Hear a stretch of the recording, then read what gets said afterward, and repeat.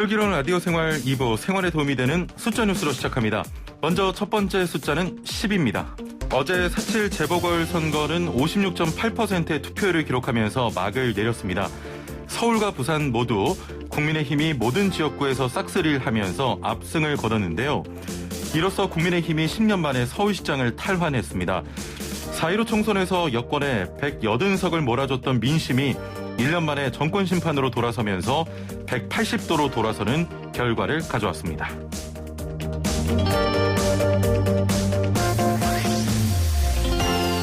두 번째 숫자 700입니다.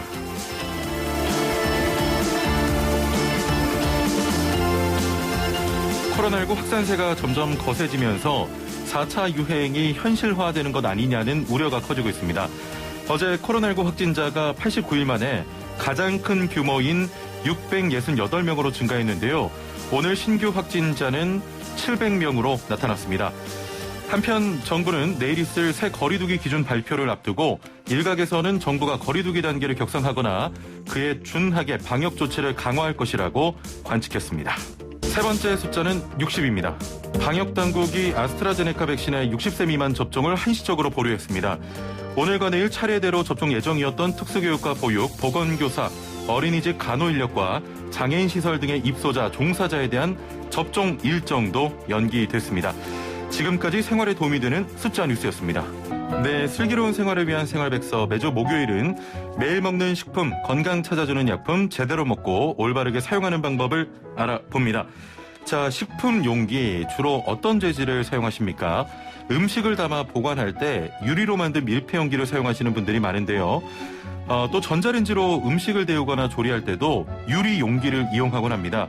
자, 그런데 이 유리 용기에도 사용 구분이 있다고 하는데요. 식품용 유리재 사용에 대한 올바른 사용법에 대해 알아보려고 합니다. 함께 말씀 나눌 분 모셔보죠. 식품의약품안전처 박희라 연구관 전화 연결돼 있습니다. 안녕하세요. 네, 안녕하세요. 예, 식품용 기구 용기에는 다양한 재질이 있죠. 그중 네. 유리재가 가장 널리 사용되고 있는 재질 중에 하나일 것 같은데요. 식품 기구 용기 중 유리재는 어떻게 만들어지고 주로 어떤 용도로 만들어집니까? 네, 말씀하신 것처럼 식품용 기구 용기 재질 중에 가장 많이 사용되는 것 중에 하나가 유리재입니다. 예. 유리재는 일반적으로 모래, 즉 규사를 주 원료로 해서 탄산나트륨, 탄산, 칼슘 등을 혼합해서 약 1500도 정도의 고온에서 녹이고 냉각시켜서 제조하게 됩니다. 예. 특징으로는 이제 유리재는 깨지기 쉬운 단점이 있기는 하지만 물이나 산을 함유한 식품을 보관해도 부식되거나 반응하지 않기 때문에 주로 컵, 접시 등과 같은 식기류라든지 예. 또한 주스나 잼 등의 식품 용기로 다양하게 활용이 되고 있습니다. 예. 말씀하신 대로 정말 다양하게 활용이 되는데 유리재도 사용 목적에 따라 구분된다고 하던데요. 어떻게 구분이 되는 겁니까? 네, 유리재는 크게 이제 일반 유리재, 가열조리용 유리재, 그리고 크리스탈 유리재 등으로 구분을 할 수가 있습니다. 예. 일반 유리재는 규사유에 산화칼슘 등을 넣어서 제조된 것으로서 일반적인 식기류 등을 만들 때 사용이 되고요. 가열조리용 유리재는 냄비, 주전자 등 고온으로 과열해서 직접 음식을 조리할 목적으로 제조된 것이거든요. 그래서 예. 직화용, 오븐용, 전자레인지용 및 열탕용 등으로 구분이 되어 있습니다. 예. 또한 크리스탈 유리재가 있는데 일반 유리에 산화납 등을 넣어서 무게감이 좀 있고 빛 굴절료를 이용해서 반짝거리는 특징이 있어서 와인잔이나 주스잔 등을 만들 때 주로 사용이 됩니다. 아, 정리를 잘 해주셨고요. 자, 그런데 이런 유리 그릇이 어떻게 구분되는지 잘 모르는 분들도 많을 것 같습니다. 어떻게 확인할 수가 있나요? 네, 모든 유리재가 직접 가열 조리가 가능한 것은 아니므로 가열 조리하실 경우에는 반드시 제품 표시사항을 확인하셔야 합니다. 예. 특히 가열 조리 중에는 직화용인지 또 열탕용인지 또는 전자레인지용인지 등으로 구분되어 있기 때문에 사용자는 반드시 확인하시고 사용하시기 바라고요. 예. 또 유리재 중에는 비식품용 기구가 있을 수 있습니다. 따라서 식품에 표시된 식품용이라고 하는 단어 또는 식품용 기구 도안 그림이 있습니다. 그 그림을 확인하시고 사용하시기 바랍니다. 예. 자, 가끔 직화용 유리재에 물을 넣고 끓일 때 이 투명하고 좀 반짝이는 부유물이 발견되기도 하는데요. 이거 괜찮은 겁니까? 네, 그 부유물은 그 유리 표면에 이제 풍부한 규소 성분과 물 속의 칼슘, 마그네슘 등 미네랄 성분이 뭉쳐져서 생기는 현상으로 고온에 장시간 노출될 때 발생할 수 있지만 예. 인체에 위해를 일으키지는 않습니다. 아, 다행이군요. 네, 예. 보통 세척만 잘하면 한두 시간 가열해도 부음이 발생하지는 않는데요. 만약 계속 발생하는 경우에는 식초를 희석한 물을 넣고 끓이면 이러한 현상이 나타나지 않습니다. 예, 식초를 희석한 물을 넣고 끓이면 되는군요. 네. 전기 유리 주전자의 경우 물을 끓이고 난 후에 주전자 바닥에 흰색 얼룩이 생기는 경우가 있는데 이건 어떻게 하면 됩니까? 네, 물을 끓이고 주전자 남아있는 잔열로 인해서 흰색 얼룩이 있게 발생하는 경우가 있는데요. 예. 식초 또는 구연산을 넣어서 끓인 후에 깨끗하게 이제 두세 번 헹궈주시면 얼룩이 없어집니다. 이 얼룩은 물이 증발하면서 물 속에 있는 칼슘 등 주로 미네랄 성분이 남아서 발생을 하게 되는데요. 예. 같은 음용수라 하더라도 물의 기온에 따라서 미네랄 함량이 다를 수 있기 때문에 물을 바꿔보시는 것도 도움이 될 수 있습니다. 예, 알겠습니다. 자, 오늘 말씀 여기까지 듣겠습니다. 감사합니다. 네, 감사합니다. 네, 지금까지 식품의약품안전처 박희라 연구관과 함께했습니다. 슬기로운 라디오 생활 알면 돈이 되는 노동법 알돈노 시간입니다. 4차 재난지원금 지급이 진행되고 있는데요. 지난 6일부터는 4만 명의 노점상에도 50만 원의 지원금이 지급되고 있습니다. 또 방문 돌봄 종사자와 법인 택시 기사 등도 지급이 시작됐는데요. 어디에 어떻게 신청하면 받을 수 있는지 자세한 내용 알아보겠습니다. 자, 이 외에도 방송 들으시면서 노무에 대해 궁금한 점이 있는 분들 월급이 좀 밀렸다, 연차를 못 쓰게 한다 등등 뭐든 좋습니다. 단문 50원, 장문 100원의 유료 문자 샵 0945번으로 보내주시길 바라고요. YTN 라디오 유튜브와 애플리케이션 댓글창도 여러분의 문자를 기다리고 있습니다. 자, 그럼 함께 말씀 나눌 분 모셔보죠. 소나무 노동법률사무소 김효신 노무사 나오셨습니다. 노무사님 안녕하세요. 네, 반갑습니다. 예. 자, 오늘도 역시 퀴즈를 좀 드릴 텐데요. 퀴즈 네. 잘 들으시고 네. 아주 신박하고 멋지고 화려하고 좋고 그런 힌트를 부탁드리겠습니다. 네. 자, 슬라생 오늘의 상식 퀴즈. 당신은 오늘 어제보다 더 똑똑해집니다. 퀴즈 정답 맞추신 분들 중 추첨을 통해서 상품 보내드리고 있으니까요. 퀴즈 잘 듣고 맞춰주시면 됩니다. 자, 그럼 문제 나갑니다. 아스트라제네카 백신의 부작용으로 지속적으로 이것이 논란이 됐습니다. 유럽의약품안전청이 결국 아스트라제네카사의 코로나 백신과 희귀 이것의 땡땡땡의 가능성을 인정했죠. 국내 접종에도 빨간불이 들어온 것으로 보이는데요. 이것은 혈관 속에서 피가 굳어진 덩어리, 흔히 피떡이라고 부르는 이것에 의해 생기는 질환을 말합니다. 이것은 무엇일까요? 1번 고혈압, 2번 혈전증, 3번 학생증.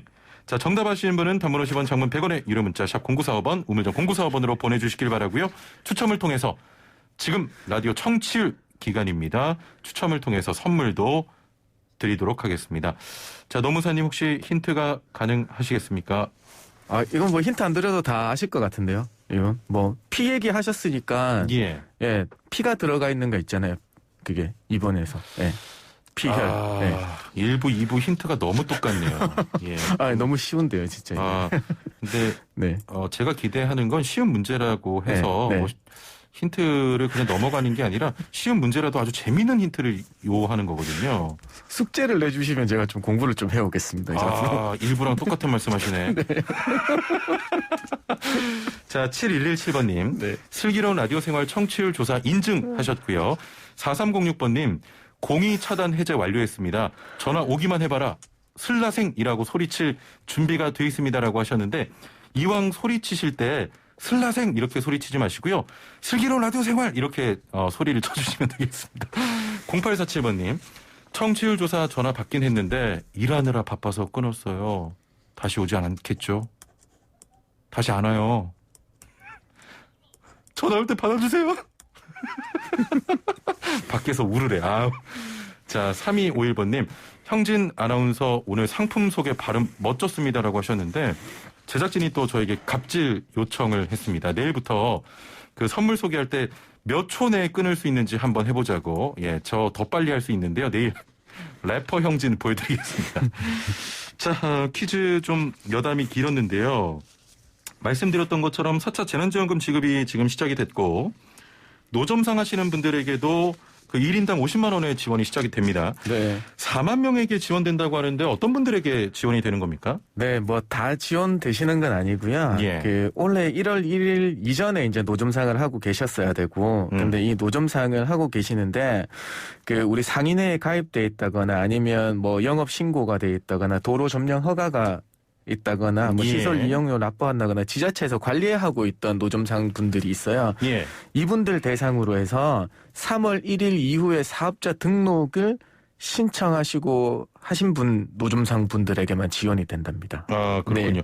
사실 이 4차 재난지원금에 노점상을 포함하면서 약간 논란도 있었거든요. 네, 그렇죠. 예. 네. 그런 부분에는 좀 문제가 없을 것으로 보이십니까? 아, 그건 조금 더 사실 다들 어려우시니까 예. 좀 넓은 아량으로 좀 이해해 주셨으면 좋겠어요. 그리고 이 노점상 분들을 이제 우리가 제도권 안으로 끌어들여서 사업자 등록을 하시도록 만드니까 예. 예, 그런 점에서는 좀 이해를 했으면 좋겠습니다. 그렇습니다. 서로. 네. 예.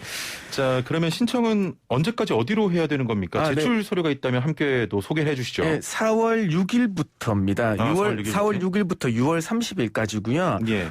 주민등록지 시군구청 방문 접수가 원칙이세요. 아. 예, 그래서 지원금을 언제 받으시냐 신청하시면 그 해당 기간에 뭐 격주 또는 월별로 이제 지급할 예정이라고 하고요. 예. 제출 서류가 있는데 주민등록 초본, 그다음에 통장 사본, 그다음에 사업자 등록증 하시면 세무서에서 바로 사업자 등록 신청하시면 사업자 등록증 바로 나눠주거든요. 예. 그거 구비하셔야 되고요. 노점상 확인서가 필요해요. 요거는 이제 상인회에 가입되신 분들은 상인회에서 비치해놓고 아니면 방문하시는 지자체에서 바로 발급받으실 수 있으니까요. 예.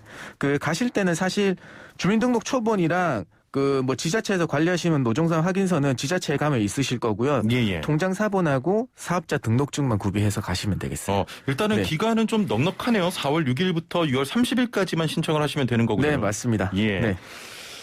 이번 주 화요일부터 방문돌봄 종사자 지원금 시행 공고도 함께 발표가 됐습니다. 네.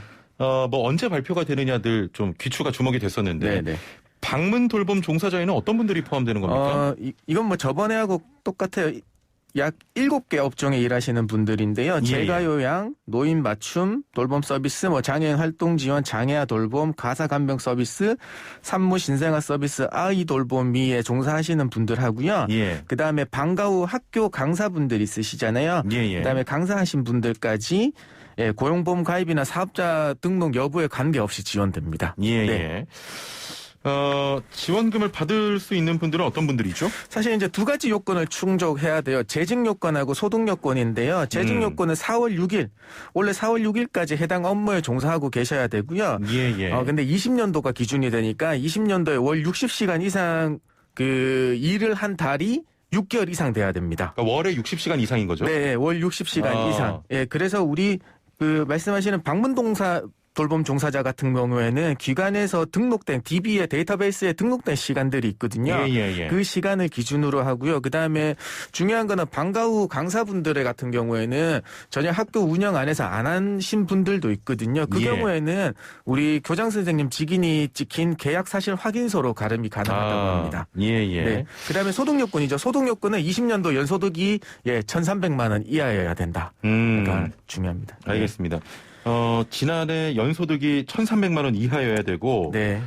월에 60시간에서 6개월 이상 일하신 분들. 네, 맞습니다. 예, 해당이 네. 됩니다. 신청은 언제까지 하면 될까요? 신청은 4월 12일부터 23일까지, 금요일까지 6시까지고요. 온라인 신청이 원칙입니다. 예. 그다음에 모바일로도 안 되고요. 이거는 PC로만 신청이 가능해요. 아, PC로만. 그래서 이제 다들 이제 헷갈리시는 분들이 이제 그 주소도 안 나와 있고 하니까 사실 이제 포털 검색창에 들어가셔가지고 예. 방문 돌봄 종사자 지원금을 치시면 되거든요. 예. 그 지원금 치셔서 들어가시면 최상단에 근로복지 서비스 이렇게 나와요. 예. 거기 클릭하셔서 들어가시면 바로 신청을 하실 수 있습니다. 이 부분 네. 잘 아셔야겠네요. 네네. PC로만. 네, PC로만 되고요. 그렇습니다. 포털창에 방문 돌봄 종사자 지원금이라고 쳐보시면 돼요. 예. 제가 어제 그렇게 쳐서 들어가니까 최상단에 거기 홈페이지 주소가 나오면서 거기 찍고 들어가시면 되거든요. 예. 근데 온라인이 안 되시는 분들이 있잖아요. 그렇죠. 그런 분 같은 경우에는 본인 인증 수단, 그러니까 뭐 공동 인증서나 본인 명의 휴대폰 가지시고 근로복지공단에 가시면 그 온라인으로 신청하시는 걸 도와드린다고 합니다. 예. 네. 일단 신청 기간은 4월 12일부터 23일까지입니다. 네, 맞습니다.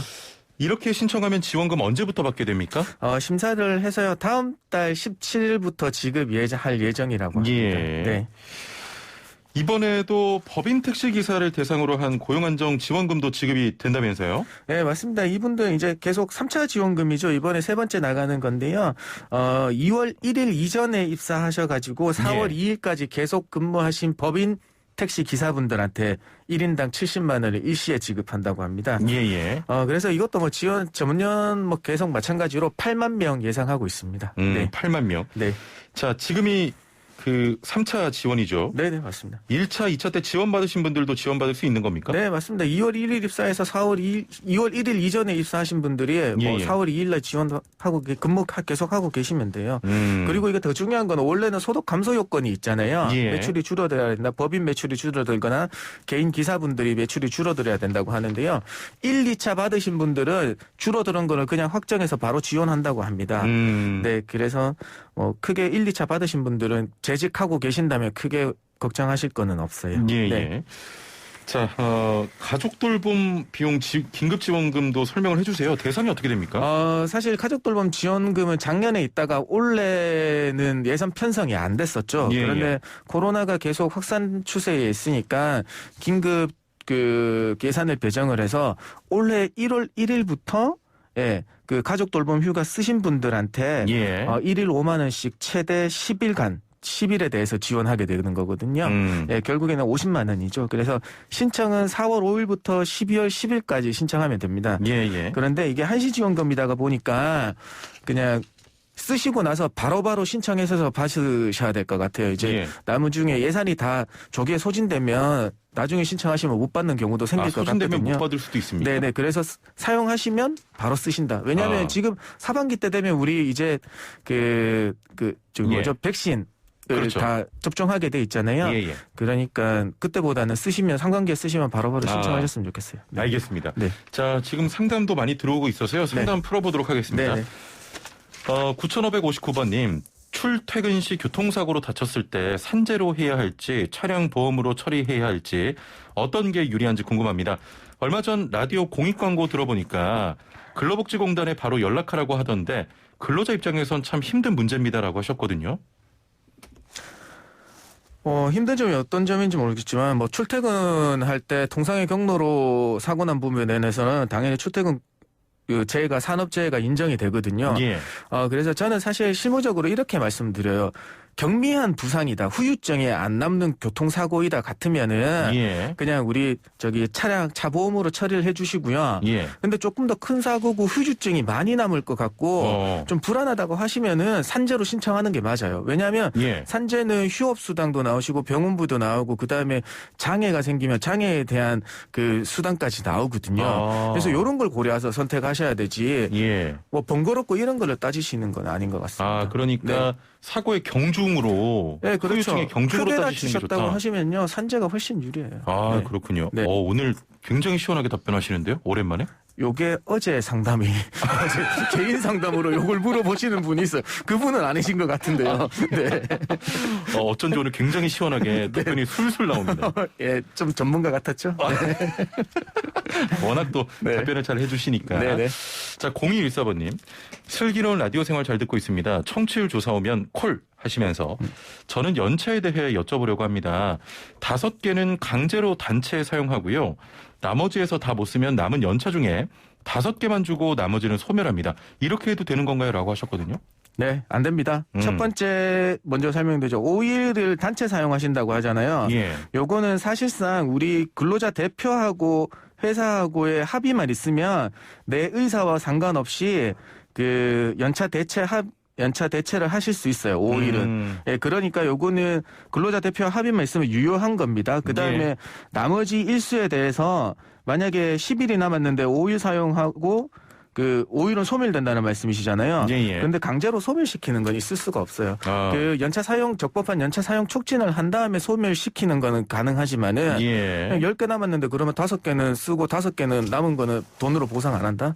예, 그거는 법에서는 그렇게 정하고 있지 않습니다. 그거는 예. 소멸시킨 거는 당연히 연차 수당으로 받아야 되지만 안 준 거니까 그렇죠. 예, 그 임금 체불에 해당되는 거예요. 예. 요거는 임금 체불은 3년까지 청구할 수 있다. 예. 까지 말씀드리겠습니다. 혹시 이런 질문도 어제 또 상담을 하신 겁니까? 이거는 굉장히 시원한데? 어제가 아니에요. 이거는 그냥 네. 뭐 매번 들어와요. 똑같아요. 예.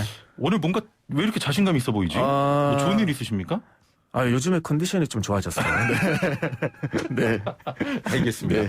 6754번님, 근로장려금은 언제 시작될까요? 라고 하셨거든요. 근로장려금 같은 경우 우리 상반기, 하반기 2회에 나눠서 하고 있죠. 예, 예. 네, 그렇기 때문에 조만간 곧 시작될 겁니다. 네.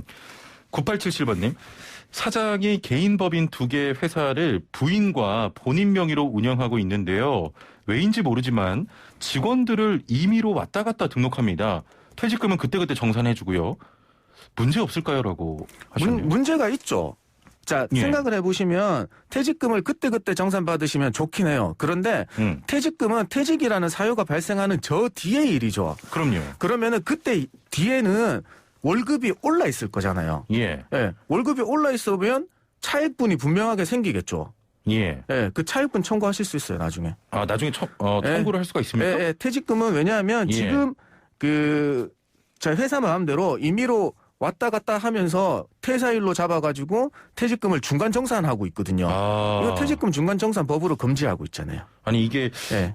뭐 이렇게 판단하면 어렵겠습니다만 네. 이분이 퇴직금을 좀 아끼기 위해서 이렇게 임의로 하시는 겁니까? 사실 그렇진 않아요. 무슨 연유 때인지 모르지만 우리는 사실 이제 이런 형식적인 거에 너무 치우치게 되거든요. 예. 어떤 이유로서 A 사업장에서 B 사업장으로 옮길 때 그대로 계속 우리는 노동법에서는 근속기간이나 재직기간 이런 걸 다 가지고 가는데 예. 형식에 치우치다 보니까 한 사업장에서 뭐 4대 보험 퇴사 신고를 하면 그냥 퇴사 신고를 하면 다 정리가 돼야 되는지 알아요. 그렇기 때문에 이런 일이 발생하거든요. 그 피해를 이 직원분이 안아야 되는 거고, 예, 그거는 법으로는 그렇게 하면 안 되는 거고. 부딪히는 거죠. 네.